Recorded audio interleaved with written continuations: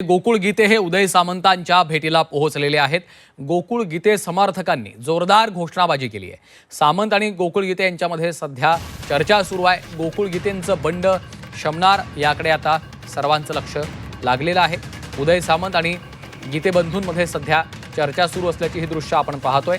याच वेळी आपण पाहतोय उदय सामंतांच्या भेटीला गोकुळ गीते पोहोचले, त्यावेळी गीते समर्थकांनी जोरदार घोषणाबाजी केलेली आहे। उदय सामंत आणि गीते बंधूंमध्ये सध्या चर्चा सुरू आहे। गोकुळ गीते आणि गणेश गीते त्या ठिकाणी आपल्याला उपस्थित असलेले पाहायला मिळतात आणि त्यानंतर गोकुळ गीते हे माध्यमांशी संवाद देखील साधणार आहेत। त्यांची भूमिका ते स्पष्ट करणार आहेत। सुरुवातीला आपण माघार घेणार नसल्याचं त्यांनी जाहीर केलं होतं, मात्र आता त्यांनी आपली तलवार मॅन केली आहे।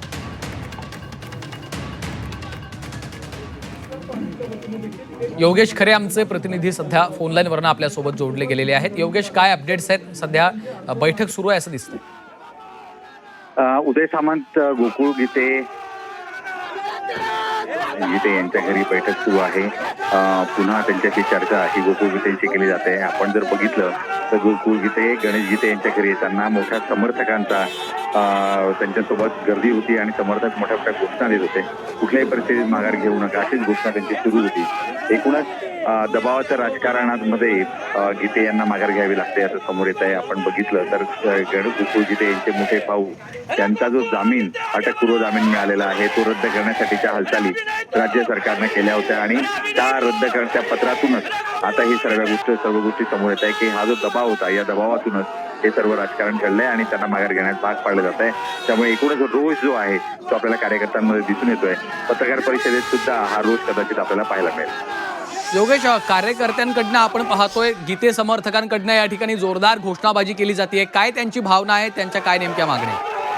सर्व कार्यकर्त्यांनी कुठल्याही परिस्थितीत माघार घेऊ नका असंच त्यांचं म्हणणं आहे। जर आपण बघितलं तर याची तयारी जी होती गेल्या 15 दिवसापासून सातत्यानं सुरू होती। अनेक ठिकाणी प्रचार करण्याचं काम सुरू करण्यात आलं होतं। कार्यकर्ते वेगवेगळ्या लोकप्रतिनिधींना लोकनियुक्त जे काही प्रतिनिधी होते त्यांना भेटत होते आणि आमदार होणारच या दृष्टिकोनातून संपूर्ण यंत्रणा ही कामाला लागलेली होती।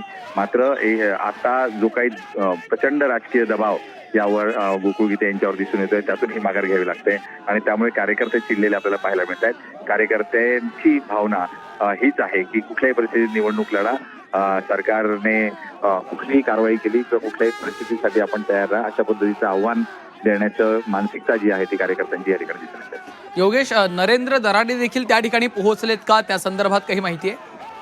दराडे कुटुंबियांपैकी कुणाल दराडे हे या ठिकाणी पोहोचलेत, कारण कुणाल दराडे यांनी त्या ठिकाणी वडिलांबाबत अपशब्द वापरले म्हणून त्यांनी ही निवडणूक लढवली होती। शेवटच्या दिवशी माघार घेतली नव्हती, त्यामुळे कुणाल दराडे सुद्धा या ठिकाणी आलेत। कदाचित माफीनामा हा त्यांच्या समोर या ठिकाणी केला जाईल।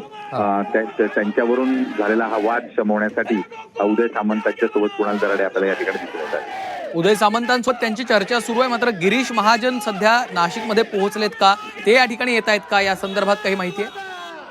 गिरीश महाजन हे नाशिकमध्ये आलेले आहेत। सकाळी ध्वजस्तंभाचा शिलान्यासाचा कार्यक्रम हा रामकुंडावर होता, त्या कार्यक्रमामध्ये ते या ठिकाणी सहभागी झाले होते आणि तो कार्यक्रम संपवून आता ते त्या ठिकाणून निघणार आहेत। मात्र जोपर्यंत ही बैठक पूर्ण होत नाही आणि बैठकीमध्ये काही निर्णय होत नाही तोपर्यंत ते येतील अशी चिन्ह या ठिकाणी नाही। ज्यावेळेस तिकडचा निर्णय होईल त्यावेळेस प्रेस कॉन्फरन्ससाठी ते उपस्थित होतील अशी एकूणच चिन्ह दिसत आहेत। अजून जे गिरीश महाजन आहेत ते आपल्या कार्यकर्त्यांसह वेगवेगळ्या कार्यक्रमांमध्ये व्यस्त असल्याचं दिसत आहे। योगेश, खरं तर गोकुळ गीते यांची जी भूमिका होती सुरुवातीला, आपण माघार घेणार नाही, गिरीश महाजन असतील, उदय सामंत असतील यांनी भेटायला बोलावलं तर भेटायला जाणार, पण माघार घेणार नाही या भूमिकेवर ते ठाम होते। त्यामुळे आता कार्यकर्त्यांची समजूत काढणं हे एक मोठं आव्हान असणार आहे। नक्कीच आपण जर बघितलं तर गीते बंधूंच्या मागे मोठा कार्यकर्ता जो आहे तो मसरूळ पेठ रोड परिसरातला आहे आणि स्वतः गोकुळ गीते हे निफाड या भागातून येत असतात। निफाडच्या शिंगवे भागात त्यांचं चांगलं राजकीय प्रस्थ या ठिकाणून आहे। आपण जर बघितलं तर निफाड तालुका हा बागायतदारांचा तालुका आहे, राजकीय नेत्यांचा तालुका आहे आणि शरद पवारांचं राजकारण सुद्धा पुलोद नंतर हे याच तालुक्यातून पुढे आलेलं होतं। त्यामुळे त्याच भागातील गोकुळ गीते आहेत आणि एक आक्रमक स्वभाव, स्पष्टता स्पष्ट वक्तं आणि त्याचबरोबर जी काही विचारांची मांडणी आहे ती ते करण्यामध्ये तरबेज आहेत. जरी आज गणेश गीते हे पदांवर असले, अनेक पदं त्यांनी भूषवलेली असली, तरी गोकुळ गीते हे यांनी अजूनपर्यंत राजकारणात तसा प्रवेश केलेला नाही. मात्र गणेश गीतेंचं काम त्यांनी संपूर्ण सांभाळलेलं आहे आणि त्यामुळे आता हे सर्व कार्यकर्ते गोकुळ गीतेंच्या मागे आहेत आणि गोकुळ गीतेंना आता सगळ्यात महत्त्वाचा प्रश्न हाच असणार आहे की या कार्यकर्त्यांना समजवण्याचं कशा पद्धतीने समजावं, कशा पद्धतीने माघार घ्यावी आणि एकूणच ते सगळं चित्र जे आहे ते आपल्याला आता या ठिकाणी समोर दिसून येत आहे. गणेश गीते यांच्या बंगल्यामध्येच हा सर्व गोंधळ आपल्याला पाहायला मिळतोय आणि उदय सामंतांच्या समोर हे जाणीवपूर्वक घडतं आहे. म्हणजेच अजूनही गोकुळ गीते हे मनाने पूर्णपणे माघार घेण्यास तयार नाहीत किंवा पाठिंबा देण्यास तयार नाहीत असं म्हणायला हरकत नाही. निश्चितच. आणि त्या संदर्भात खरं तर त्यांची या संपूर्ण गेल्या 4 ते 5 दिवसांमध्ये ज्या घडामोडी घडलेल्या आहेत त्याच्यामध्ये एक ऑडिओ क्लिप जी आहे ती देखील व्हायरल झालेली होती. दराडेंसोबत ते फोनवर बोलत होते, आम्हाला यावेळेस निवडणूक लढू द्या, पुढच्या वेळेस तुम्हाला मदत करू, अशा पद्धतीची देखील भूमिका त्यांनी घेतलेली होती. खरं तर त्या कुटुंबांमधला पण हा वाद आहे. दराडे आणि गीते हे दोन्ही एकाच समाजातील आहेत आणि दोन्ही समाजांमध्ये दोघांमध्ये खरं म्हणजे राजकीय प्रतिष्ठा ही नाशिक जिल्ह्यामध्ये पाहायला मिळते. आपण जर बघितलं तर येवल्यातील दराडे कुटुंबियांकडे गेल्या 10 वर्षापासून आमदारकी सातत्यानं आहे आणि एक आमदारकी आमच्याकडेही असावी असा प्रयत्न हा सातत्यानं गीते कुटुंबियांकडून होताना आपल्याला गेल्या दशकात पाहायला मिळाला. मात्र ते शक्य झालं नाही आणि त्यामुळे आता ही संधी चालून आली होती आणि ही संधी केवळ 609 मतदारांमधली होती. जिल्हा परिषदच्या निवडणुका नसल्यामुळे जिल्हा परिषदचे सदस्य यावेळी यामध्ये नव्हते, त्यामुळे तशी लढवण्यासाठी ही निवडणूक सोपी होती आणि आमदार होण्याचं स्वप्न जे होतं ते पूर्ण होण्याची शक्यता ही दाट होती आणि त्या दृष्टिकोनातूनच गोकुळ गीते हे रणांगणामध्ये उतरलेले होते. आपल्या भावाचं न ऐकता त्यांनी आपली तलवार मॅन केलेली नव्हती.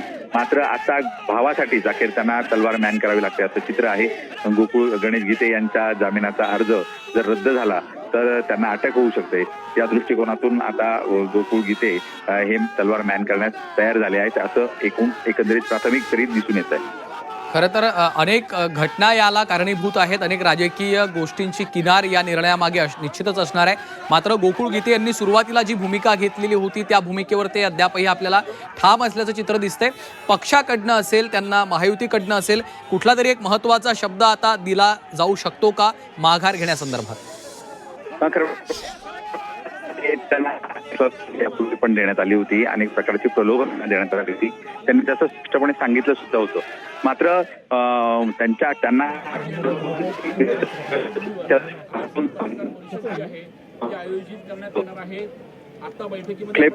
बळ पडलं. निश्चितच योगेश, त्यामुळे आपल्याला पुन्हा एकदा या विषयावर आपण सविस्तर चर्चा करणार आहोत.